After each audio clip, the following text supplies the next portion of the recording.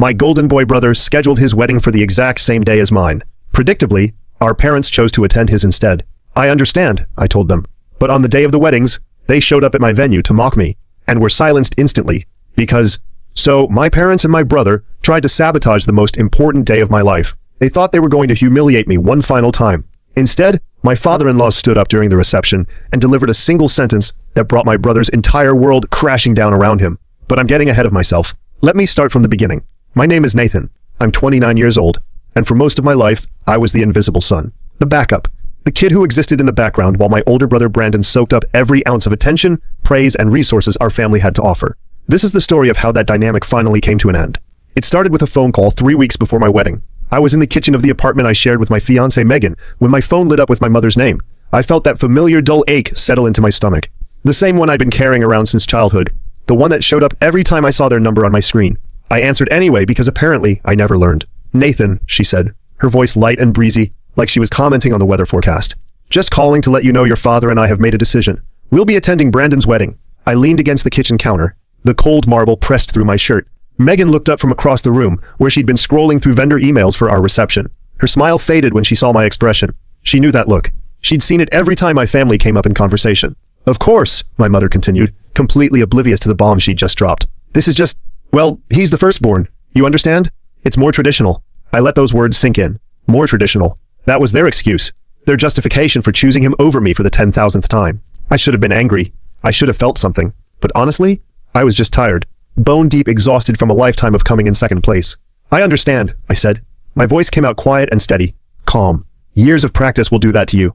Years of swallowing disappointment until it becomes as natural as breathing." "Oh, good," she said, relief flooding her tone like she'd been worried I might cause a scene. "We just felt so terrible about the clash. What a crazy coincidence, right? The date's ending up on the same day as yours. We'll try to pop over to your little event afterward if we have time. No promises, though. Your little event." That's what she called my wedding. The day I was marrying the love of my life. The most important day of my existence. A little event. Like it was a neighborhood garage sale they might swing by if they weren't too tired from the real celebration. I didn't say anything. I just listened to the hollow silence on the line. Listened to the complete lack of awareness in her breathing. She genuinely didn't understand what she was doing. Or maybe she did, and just didn't care. After 29 years, I still couldn't tell which was worse. "Well, I have to run," she chirped with that fake cheerfulness she used when she wanted to end a conversation before it got uncomfortable. "Lots to do for Brandon's big day. Love you." The line went dead. I slowly lowered the phone and stared at it for a long moment. 3 words flashing through my mind on repeat. They chose him. They chose him. They chose him. Of course they did. They had always chosen him. Every single time, without fail, for my entire life. Every birthday where his gifts dwarfed mine. Every Christmas where he opened presents for an hour while I got through my pile in 10 minutes. Every school event they missed because Brandon had something going on. Every achievement of mine that got a distracted nod while his mediocre accomplishments got standing ovations. But here's the thing my mother didn't know. Here's what my father didn't know. Here's what my golden boy brother Brandon had absolutely no idea about. Their coincidence wasn't a coincidence at all, and my little event was about to change everything. Megan walked over and took my hand. Her grip was firm and warm. Her eyes held that fierce protective light I'd fallen in love with. The look that said she would burn the world down for me if I asked her to. "It's okay," I told her.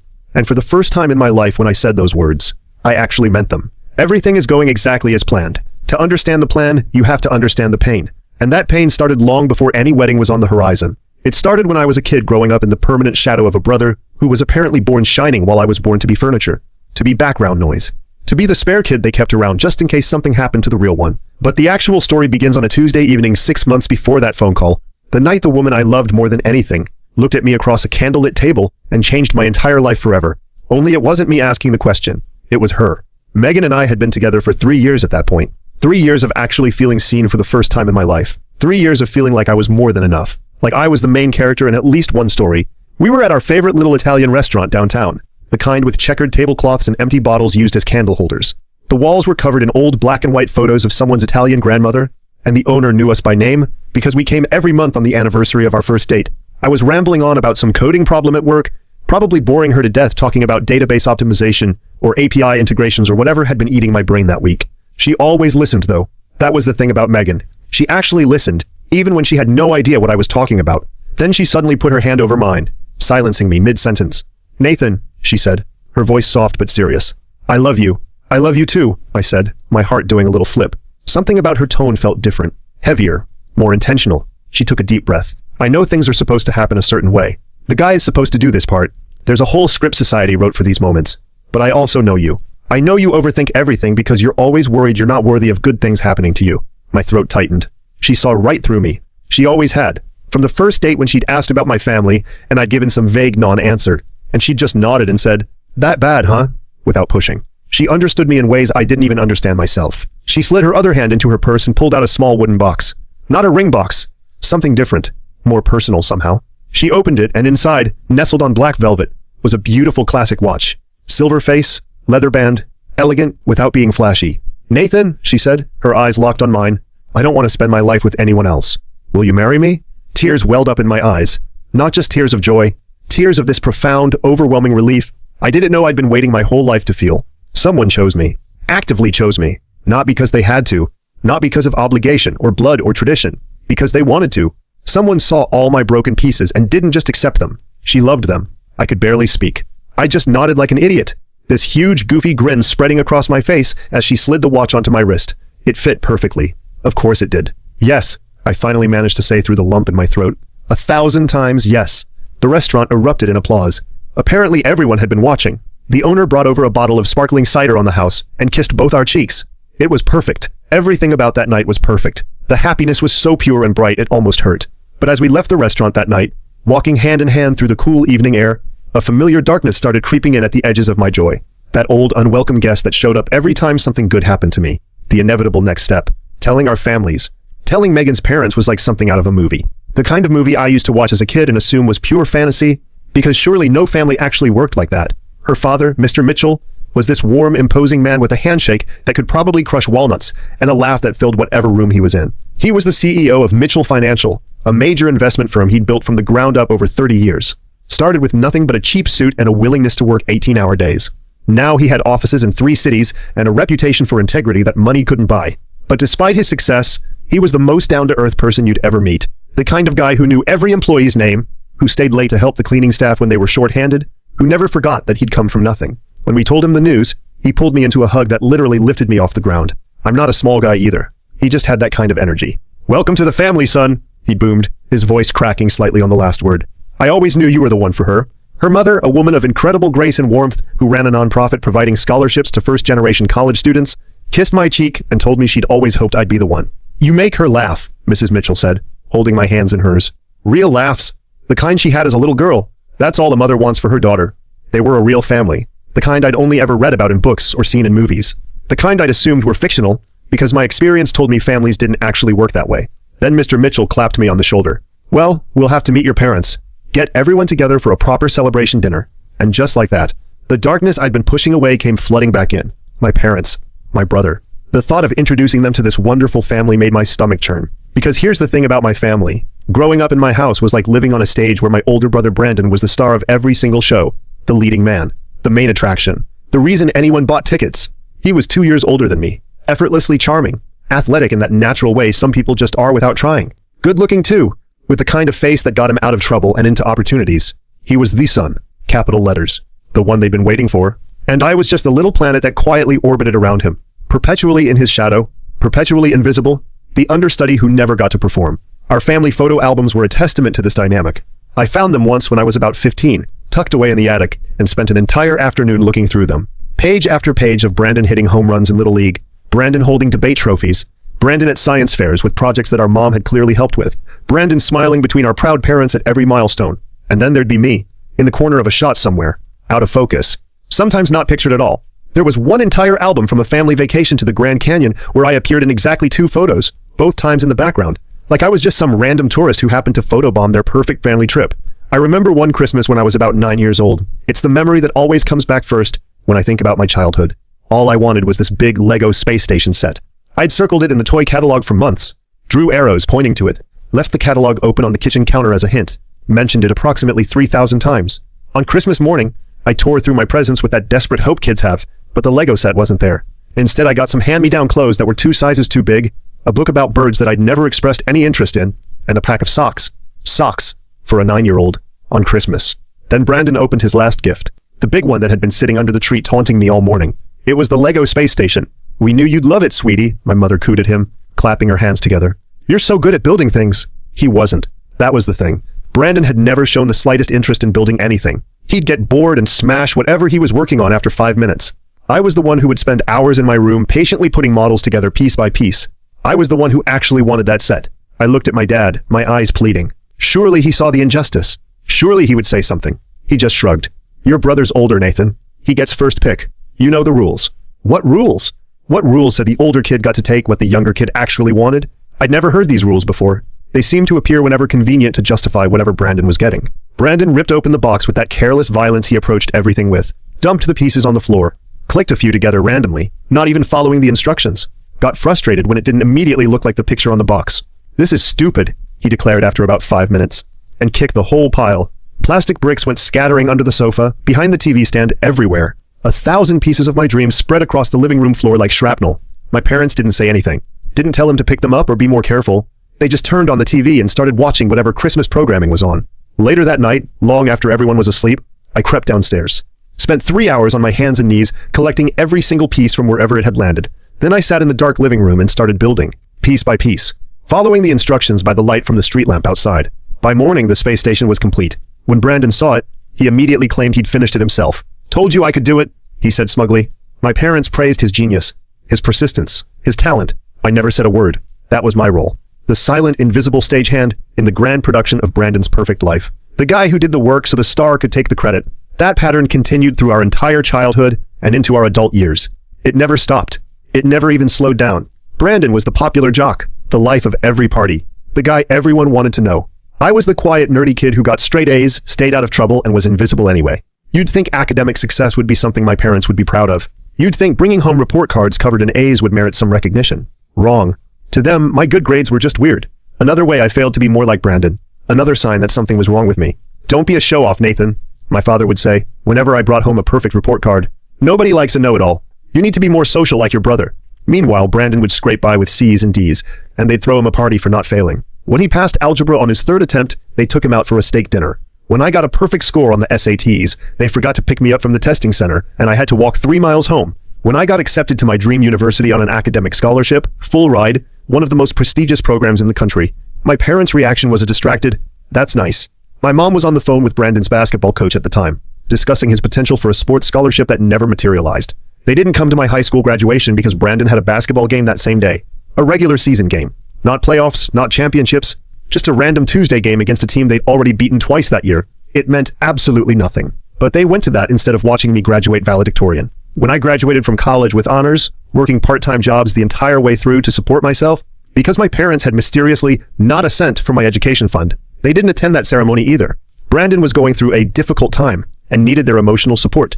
His difficult time was a breakup with a girl he'd been dating for 3 weeks, a girl whose name he couldn't even remember a month later. Meanwhile, Brandon coasted through a state school on their dime, changing his major 4 times, taking 6 years to graduate with a communications degree and a GPA that barely qualified as passing. They paid for every cent of it, his tuition, his housing, his meal plan, his spending money. When he crashed his car junior year, they bought him a new one. Their investment in him never wavered. Their neglect of me never changed. So when Mr. Mitchell asked about meeting my parents, all those memories came rushing back. Every ignored achievement, every stolen moment, every time I was passed over so Brandon could shine, every Christmas, every birthday, every milestone where I was an afterthought at best. But I smiled and told him we'd arrange something. Because at that point I still had hope. Stupid, naive, embarrassing hope that maybe, just maybe, my engagement would finally be the thing that made my parents see me. Finally be the achievement big enough to matter. The dinner was a disaster from the moment it started. I should have known. I should have called it off. But hope is a disease that's hard to cure. My parents showed up 20 minutes late. No apology. No explanation. Just strolled in like the world operated on their schedule. They spent the first half of the meal talking about Brandon, his new job at some sales firm, his amazing apartment, his busy social life, his recent vacation, his potential for a big promotion. Mr. and Mrs. Mitchell listened politely, but I could see the confusion in their eyes. This was supposed to be a dinner celebrating their daughter's engagement to me. Why were we talking about my brother? Why hadn't anyone asked a single question about the wedding? About our plans? About anything relating to why we were supposedly gathered? Then my mother dropped the bomb. Casually. Like she was mentioning the weather. "Oh, and Brandon just got engaged too," she announced, beaming. "To the most wonderful girl, Sophia. Her father owns a chain of car dealerships. Very successful family. Very impressive." Mrs. Mitchell smiled graciously. "How lovely. When's the wedding?" My mother's eyes sparkled with that look she got when talking about Brandon's accomplishments. "They're thinking June 15th. It's going to be beautiful. A golf club venue. Very elegant." The table went silent. Megan's hand found mine under the tablecloth and squeezed hard enough to leave marks. June 15th. That was our date. The date we'd chosen 3 months ago. The date we'd already sent save the dates for. The date that was on every piece of wedding planning materials spread across our apartment. That's our wedding date, I said quietly. My mother blinked. What? June 15th. That's the date Megan and I chose. You knew that. I told you. I sent you the save the date. She waved her hand dismissively like I'd mentioned a minor scheduling inconvenience. Oh, I'm sure we can work something out. Maybe you could move yours. Brandon's fiancée has her heart set on June. It's the only month that works for her family's schedule. I stared at her. Move my wedding. She was actually suggesting I move my wedding so Brandon could have his on the same day. So he could steal another moment. So he could continue to be the center of the universe. Mr. Mitchell cleared his throat. When he spoke, his voice was calm, but there was steel underneath. I don't think that's really appropriate, Mrs. Brennan. Nathan and Megan have had this date locked in for months. Deposits have been paid. Vendors have been booked. Guests have made travel arrangements. My father jumped in with that condescending smile he used when he thought he was being reasonable, but was actually being insufferable. With all due respect, our family has certain traditions. Brandon is the eldest. It's only right that his wedding takes priority. I'm sure your vendors would understand. The audacity was breathtaking. They were sitting at a table with people who actually loved and respected me. People who had welcomed me into their family with open arms. And they were casually suggesting I rearrange my entire wedding so their favorite son could have his moment. Megan's father handled it with more grace than I ever could have. More grace than they deserved. I see, he said simply. His tone was polite but final. Well, I'm sure everyone will figure out what works best for their own families. The dinner ended shortly after. My parents left without saying goodbye to the Mitchells. Just a quick wave in my general direction and they were gone. Already on the phone with someone, probably Brandon, laughing about something. That night, Megan held me while I processed what had happened. They're not going to change, she said softly. You know that, right? They're never going to be different. I did know. I'd always known. But there's a difference between knowing something in your head and feeling it shatter in your heart. We're keeping our date, I said. Obviously, she replied. And Nathan, whatever happens, I chose you. My family chose you. That's not going to change. Ever. Over the next few months, I did something I'd never done before. I stopped hoping things would be different and started paying attention to how they actually were. Really paying attention. To Brandon. To his fiancée. To this whole situation that smelled fishier by the day. And what I discovered was illuminating. Brandon didn't have a great job. He had a mediocre position at a mid-tier sales firm where he did the bare minimum and coasted on charm. The big promotion my parents kept mentioning was pure fiction. His boss had actually put him on a performance improvement plan 2 months earlier. His amazing apartment was actually being subsidized by our parents to the tune of $1,000 a month. Money they'd claimed not to have when I needed help with college. And his fiancée, Sophia? Let's just say her interest in my brother seemed directly proportional to how much she thought he was worth. She name-dropped designer brands constantly, asked pointed questions about family assets, and had already been planning how to redecorate my parents' house. I also discovered something else. Something that explained everything. Brandon hadn't just happened to pick June 15th for his wedding by coincidence. He'd done it deliberately, on purpose, with malicious intent. I found out through my uncle Richard, the one family member who'd always treated me fairly. He was my dad's younger brother, the black sheep who'd made his own money and kept his distance from family drama. He'd overheard Brandon talking to our parents about the date selection. If I have my wedding on the same day, Brandon had said laughing, they'll have to choose. And we all know who they're going to choose. This way Nathan's little wedding won't steal any attention from mine. Can't have people talking about the nerds party when they should be focused on me. He'd planned it. Deliberately. Strategically. He knew our parents would pick him. And he wanted to make sure my day was ruined in the process. It wasn't enough to be the favorite. He had to make sure I lost. When Uncle Richard told me this, something shifted inside me. The last shred of hope I'd been carrying around died. But in its place, something else grew. Clarity. Purpose. I wasn't going to move my wedding. I wasn't going to beg my parents to attend. I wasn't going to fight or argue or try to change their minds. I was going to let them make their choice. And then I was going to let the consequences of that choice play out naturally. Because here's what Brandon and my parents didn't know. Mr. Mitchell wasn't just my future father-in-law. He was one of the most connected businessmen in the region. His firm did comprehensive background research on every potential business partner and associate. It was standard practice, due diligence. And when he'd heard about Sophia's family and their supposedly impressive car dealership empire, he'd done a little digging, just curious, just being thorough. What he found was very interesting. June 15th arrived bright and beautiful. Clear skies, perfect temperature, the kind of day that felt like the universe was giving its blessing. Our ceremony was at a gorgeous garden venue that Megan had dreamed about since she was a little girl. White flowers everywhere, an arch covered in roses, string lights waiting to twinkle when evening came. The Mitchells had insisted on helping with the costs, treating me like I was already their son. Like I'd always been their son. My parents, of course, weren't there. They'd made their choice 3 weeks earlier with that phone call. They were at Brandon's wedding across town at some fancy golf club, probably posing for photos and telling everyone who'd listen about their amazing eldest son. But here's the twist they didn't see coming. Brandon's wedding was scheduled for 2 p.m. Ours was at 11 a.m. We'd planned it that way on purpose. By the time they were sipping whatever they serve at golf club receptions, I was already married, already happy, already surrounded by people who actually cared about me. The ceremony was everything I'd never dared to dream of. Megan walked down the aisle looking like an angel, her father's arm linked with hers, both of them crying happy tears. Her parents sat in the front row, her mother dabbing at her eyes, her father nodding at me with this look of pride I'd never received from my own dad. My Uncle Richard was there, standing in for the family that should have been present. He'd flown in from across the country just to be there. Someone from the Brennan side should witness this, he'd said. Someone who actually has a functioning heart. When I said I do, I meant it with every fiber of my being. This woman had seen me. Really seen me. Not the invisible kid, not the lesser brother. Me. And she'd chosen me anyway. That meant more than anything my birth family could have ever given me. The reception was in full swing. People laughing and dancing and celebrating when it happened. Around 4 p.m., a commotion started near the entrance. The music didn't stop, but voices rose. I turned to look and felt my stomach drop. There were my parents. My mother in an ostentatious dress clearly chosen to outshine everyone. My father in an expensive suit I'd never seen before. And behind them, Brandon and Sophia, still in their wedding attire. The bride's dress probably cost more than my car. They hadn't come to celebrate with me. They hadn't come to apologize or make amends. The expressions on their faces made their purpose crystal clear. They'd come to gloat. My mother spotted me and made a beeline over. That smug smile on her face that I knew so well. The smile that always preceded something cruel dressed up as concern. "Oh, Nathan, what a cute little party," she said, loud enough for nearby guests to hear. Her voice dripped with condescension. "We just came from Brandon's wedding. It was absolutely magnificent. The golf club, the flowers, the 4-course meal. You should have seen it. Everyone who matters was there. The mayor, business leaders, important people." Brandon sauntered up behind her, Sophia clinging to his arm like a trophy. "Yeah, bro, sorry you missed it. Family obligations and all. Had to be with the real celebration. But hey, at least you had this, whatever this is. It's very quaint." Sophia giggled. "Is this one of those backyard receptions? How sweet. Very DIY. They'd come to humiliate me. On my wedding day, in front of my wife's family. They'd actually left their own reception early just to come here and rub my face in their choice. They actually thought this would break me." I saw Megan start to move toward us, protective fire in her eyes.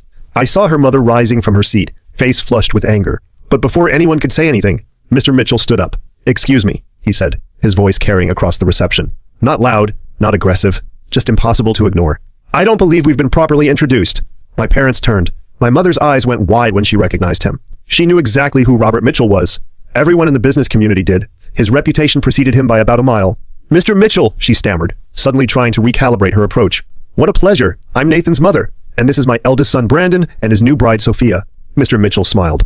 It wasn't a warm smile. "Ah, yes, Brandon. I've heard quite a bit about you." He turned to Sophia. "And you must be Frank Giordano's daughter. Your father owns Giordano Motors, correct?" Sophia preened, tossing her hair. "That's right. The biggest dealership chain in the tri-state area. Daddy's very successful." Mr. Mitchell nodded thoughtfully. "Interesting. Because I had my research team look into Giordano Motors when I heard about your engagement to Nathan's brother. Standard due diligence. Old habit from the finance world. And what they found was quite illuminating." The color started draining from Sophia's face.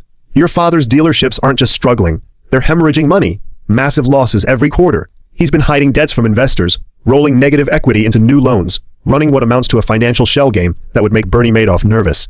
My analysts estimate he's about 18 months from complete insolvency. Maybe less." The reception had gone dead silent. Every single guest was watching. Even the band had stopped playing. Mr. Mitchell continued, his tone almost conversational, like he was discussing the weather. "It appears Miss Giordano here wasn't marrying for love. She was marrying for money. Specifically, she was under the impression that Brandon here came from a wealthy family. A family that had just paid for a $50,000 wedding at a golf club. A family that could bail out her father's failing business." He turned to Brandon, whose face had gone the color of old milk. "The only problem is, your family isn't wealthy, are they, Brandon? In fact, I believe your parents took out a second mortgage on their home to pay for your wedding. An investment, they called it. They thought marrying their golden boy to a dealership heiress would open doors. Business opportunities. A comfortable retirement, funded by someone else's success." My mother made a strangled sound. "Instead," Mr. Mitchell said, "they've shackled themselves to a sinking ship. And you've married a woman who was only interested in what she thought you had. Not who you are. Although, to be fair, who you are isn't particularly impressive either." He turned to my parents. "You spent decades investing everything in the wrong son. You neglected Nathan, belittled his achievements, refused to attend his milestones. You chose Brandon's basketball games over Nathan's valedictorian speech. You chose Brandon's 3-week breakup over Nathan's college graduation. You paid for Brandon's 6-year degree while Nathan worked nights and took out loans." My father's mouth opened and closed. No words came out. "And for what?" Mr. Mitchell continued. "For a son who peaked in high school and has been coasting ever since. For a daughter-in-law who sees your family as nothing more than a financial life raft for her drowning father. He gestured around at the reception, at the flowers, the lights, the happy guests, the love that filled every corner. Meanwhile, the son you threw away built something real. He earned his position at my company through merit, not nepotism. He went through 3 rounds of interviews and competed against 40 other candidates. He earned my respect. He earned my daughter's love, and he earned his place in this family, something none of you ever gave him the chance to do in yours. The silence stretched for what felt like hours. Then Sophia turned to Brandon, her face twisted with rage, mascara starting to run. You told me your family had money. You said this wedding was just the beginning. You said your father had connections. You lied to me. I didn't. I thought, Brandon stammered. We're done, Sophia spat. I'm calling my lawyer first thing tomorrow. This marriage is over. She stormed out, her expensive dress trailing behind her, her expensive shoes clicking against the floor. My parents stood frozen, looking like they'd aged 20 years in 20 minutes. Brandon chased after Sophia, calling her name, his voice cracking with desperation. Mr. Mitchell straightened his jacket and looked at my parents one last time. I think it's time for you to leave. This is Nathan's day, and you've already missed enough of his life. My father finally found his voice. Barely. Nathan, please. We didn't know. I looked at him, at my mother, at the people who had made me feel worthless for 29 years. You made your choice, I said. My voice was calm, steady. A long time ago, and again 3 weeks ago when you called to tell me you were going to his wedding instead of mine, and again when you walked in here today to mock me on my wedding day. You've made the same choice over and over my entire life. I took Megan's hand. I'm making mine now. Please leave. They left. No argument, no fight, just 2 broken people shuffling out of a party they were never really invited to. The reception resumed. Someone started the music again. People started talking, laughing, celebrating, and for the first time in my life, I felt genuinely free. I found out the rest through Uncle Richard over the following months. Every update was better than the last. Brandon and Sophia's marriage lasted exactly 11 days before she filed for annulment. That had to be some kind of record. Turns out when you build a relationship entirely on lies and financial calculations, it doesn't survive contact with reality. The massive diamond ring Brandon had bought her on credit, returned. The deposits on the house they'd been planning to buy, forfeited. The golf club reception that cost more than some people's yearly salary, a bill that would haunt my parents for years. Sophia disappeared from their lives completely. Last anyone heard, her father's dealerships did collapse about a year later. Some kind of fraud investigation. But that was their problem now. Brandon himself went into a complete tailspin. With his marriage imploded and his reputation ruined, the fragile house of cards he called a career collapsed too. Turns out nobody wants to hire the guy who got publicly exposed at his brother's wedding reception. He moved back in with my parents into his old childhood bedroom. 31 years old, sleeping in the same room where his participation trophies still line the shelves.